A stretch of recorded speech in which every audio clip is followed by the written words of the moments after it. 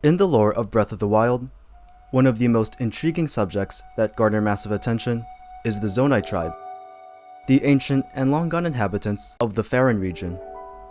Many Zelda tubers have presented their own theories regarding the tribe, and in this video, I am here to present my own theory. Based on the research I conducted, I've come to the conclusion that the Zonai are Hyrule's version of the Aztecs and Mayans, the Native Americans that once inhabited Mexico and Guatemala. You see, plenty of civilizations in the game are based on real-life countries.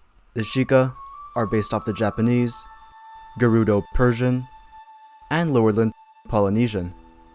So in this video, I'm here to connect the mysterious Zonai to the ancestors of these Latin American nations. Before we discuss their similarities, let's clarify who exactly the Aztecs and Mayans are.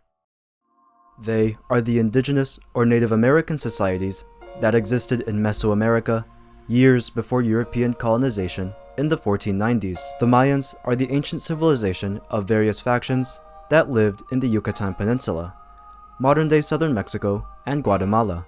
The Aztecs, or Mexica in their native tongue, came later in history and built an empire in what is now central Mexico. However, due to Spanish colonization, their civilizations were conquered and absorbed into the Spanish Empire. Although some parts of Aztec and Mayan culture exist in modern Hispanic traditions, the physical objects left behind by these Native American societies are primarily ruins of their once prosperous cities. This is where I'd like to transition into connecting the Aztecs and Mayans to the Zonai. Just like the Aztecs and Mayans, the Zonai's primary contribution to Hyrulean history are their ruins, which bear a lot of physical resemblance to their Mesoamerican counterparts. When observing Aztec ruins, you could find carvings of what seems to be a reptilian creature, named Quetzalcoatl, the Aztec god of creation. The Zonai ruins found at the Spring of Courage clearly resemble that of the Aztec Quetzalcoatl. The Dracozu Lake leading to the Shrine of Courage ends with the large stone head of a dragon, which is most likely based on the serpentine appearance of Quetzalcoatl. Even the Ferosh, the dragon that often passes by the Faerun region, seems to bear the feathered appearance of the Aztec god of creation. Besides the Spring of Courage, the various Zonai labyrinths constructed across Hyrule bear even more resemblance to the engravings found in Aztec and also Mayan cultures. Some of the other structures we see in Faerun are offering stands. Although the Koroks now use them to play hide and seek, these structures were obviously constructed by the Zonai, implying that they once used these statues for religious rituals that included offering food to spirits. The practice of offering food to spirits could also be seen in Aztec culture. Today, Mexicans have a holiday known as Dia de los Muertos, Day of the Dead, which combines Aztec and Catholic tradition. One practice on the holiday that comes from Aztec culture is the offering of food to the spirits of dead loved ones. In addition to their religious architecture, the geography of the Zonai's home of Faerun also correlates to the homes of the Aztecs and Mayans. The tropical setting of Faerun is extremely identical to the jungles of Central America, which was where the Guatemalan Mayans lived. Furthermore, the Zonai ruins seem to be constructed around the Great Floria Lake, which was most likely their source of life for the society. This also may be a connection to Lake Texcoco, the body of water on which the Aztecs built their floating capital city of Tenochtitlan, where today lies Mexico City.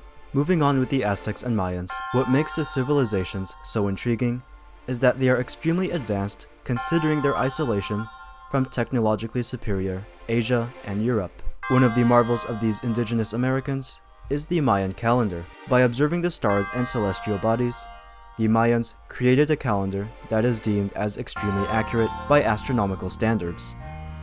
The Zonai could not have possibly been involved with studying the stars. Or could they?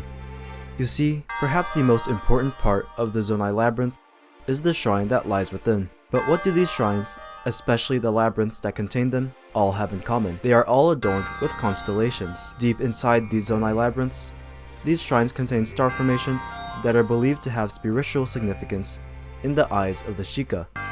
Although it is unspecified whether or not the Zonai observe the stars like their Shika neighbors, the fact that both the Zonai and the Mayans have interference with astronomy is fairly intriguing, especially as societies that were deemed inferior or primitive by outside standards.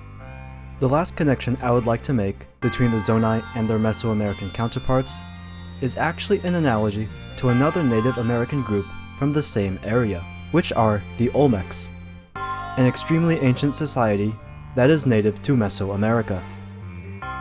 But how am I going to connect the Zonai to the Olmecs? First, let's specify what makes the Olmecs so intriguing. They started as far as 12,000 years BC. However, their culture and society disappeared with little to no explanation as to why. Mind you, they disappeared years before Spanish colonization, so their disappearance was not a product of imperial subjugation. Does this seem familiar to you guys? The Zonai, just like the Olmecs, were once a flourishing society, and disappeared with almost no evidence to illustrate their decline. What is also comparable between these two civilizations is that both of them vanished without a trace, all except for leaving behind comically large stone heads. You see, for most of human history, the developments and cultural advancements we see today are Eurasian-centric. For most of history, the Americas and its natives have been unknown to the rest of the known world. So being the first non-Native American to set foot on these two continents became a huge accomplishment, and various figures have been given the award for that accomplishment of discovery. However, there has been a theory formulated by historians ever since the 1800s that some Africans were the first outsiders to reach the Americas.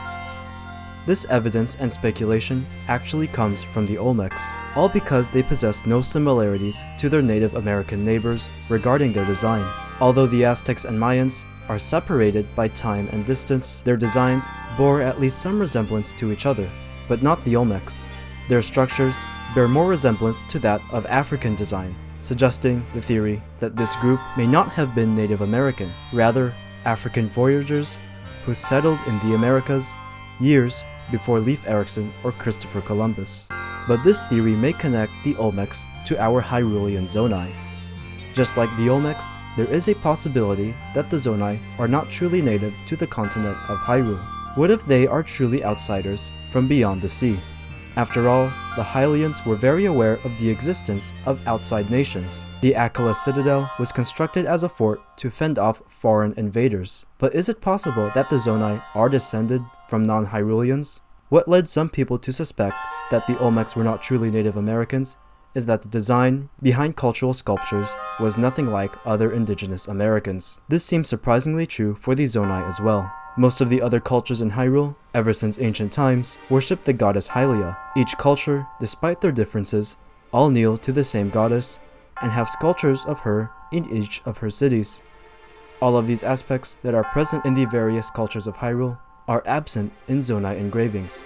Instead of architecture that is coherent to Hylia and the three goddesses, we see designs that are pagan to Hyrulean standards. Of course, the Zonai still keep the title of perhaps the most intriguing mystery in Hyrule, and our information about them is still extremely limited. Just like the Native American societies we discussed today, only time will tell whether or not our questions about them will be answered, or if the truth of these civilizations will ever be uncovered to begin with.